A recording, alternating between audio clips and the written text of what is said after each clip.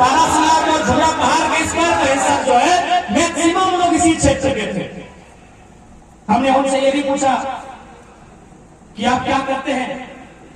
Maximum लोगों ने कहा हम लोग ड्राइविंग करते हैं। मैक्सिमम यदि मैं 100 लोगों से मिला तो उसमें लगभग 40 to 50% लोग ड्राइविंग करते थे। अब एक बात है, यदि ड्राइविंग भी करना था, मैंने ये नहीं कहा कि हम अगर ड्राइवर हैं तो हमको इंजीनियर वाला स्केल दे दीजिए या फिर हमको डॉक्टर वाला कैंची दीजिए और गुर्दा के लगाम किडनी के इलाज करेंगे, मैंने ये नहीं कहा। और आज भी हम लोग फेंका फेंकी वाला बात नहीं कहेंगे। यदि हमारे भाई जो बरकट्ठा से चलकर महाराष्ट्र गए हैं, जो बरही चौपारण से चल के महाराष्ट्र गए हैं, जो कोडरमा से चलकर, चंदवाला से चलकर, बिशुनगढ़ बगोदा से चलकर महाराष्ट्र गए हैं, और वे यदि वहां ड्राइविंग का ही काम करेंगे तो भाई ठीक है, वो ड्राइविंग ही करेंगे। जो ड्राइविंग का सेक्टर होता है, सड़क परिवहन मंत्री हमारे यहाँ कोल्हान से है, सड़क परिवहन मंत्री। झारखंड में इतनी लंबी लंबी सड़कें हैं, ये बरही से लेकर बहरागोड़ा है, एक आपका बरही से लेकर सीधे निरसा तक है ना। यानी हमारे यहाँ भी लगभग लाख किलोमीटर के आसपास सड़कें हैं। तो यदि हमारे भाई जो प्रवासी मजदूर के रूप में बाहर गए हैं, जिनकी नियति में प्रवासी बनना है, और वे अगर ड्राइविंग से अपने परिवार का भरण पोषण करेंगे तो झारखंड की सड़कों पर व्यवस्था किया जाए। झारखंड की सड़कों पर व्यवस्था किया जाए, झारखंड की सड़कों पर ट्रांसपोर्ट की व्यवस्था किया जाए।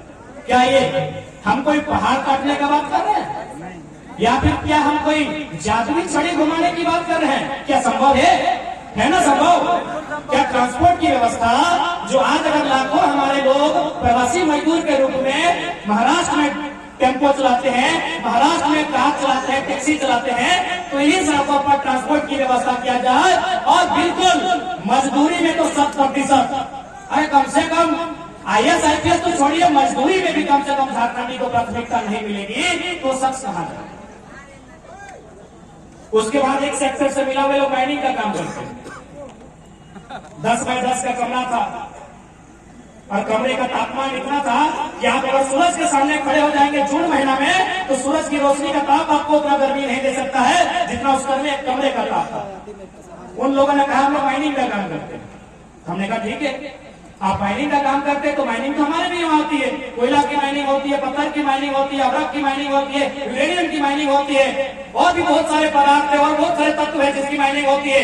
यदि माइनिंग भी करना है तो 2000 किलोमीटर दूर जाके महाराष्ट्र में क्यों, झारखंड में क्यों? झारखंड में क्यों नहीं? माइनिंग यदि हमको करना था तो झारखंड में हमको अवसर मिलना चाहिए, हमको झारखंड में अपॉर्चुनिटी मिलना चाहिए। क्या यह कोई हवाई बात है? संभव है। एक नियम बनाना है, सारा संभव है। आज अगर माइनिंग की बात किया जाए तो भारी संख्या में कोयला का माइनिंग होता है। तो आपकी जानकारी के लिए हम बता दें, मेघालय की बात करें, मिजोरम की बात करें तो वहां क्या होता है, कोऑपरेटिव सोसाइटी के माध्यम से माइनिंग होती है, यानी रैयतों को राइट मिलता है।